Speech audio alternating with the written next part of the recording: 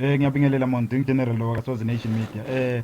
Ngiyabonga ngipha isikhathi sakho Nkosi ukuthi bengingakhuluma nawe. Ngacala nje ukungitshela amagama akho noma hey umuntu sowabamba nje ukuthi hawu umonzi kangiqana awunayo amagama akho laphelele Nkosi.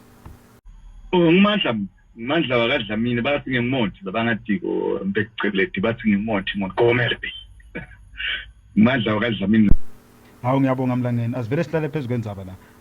Kule ndzaba yeGNU ngivile kumangololo bathi bafuna ngena kuyo wena ungathini kuleyo ndzaba Nkosi. Ukuthi umangololo bayangena yini noma cha? Cha. Abangeni mongololo phela the government of national unity.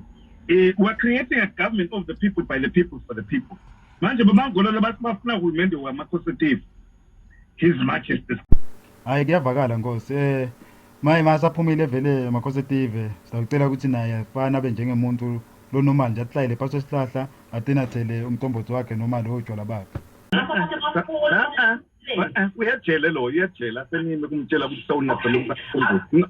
Uyajele lo.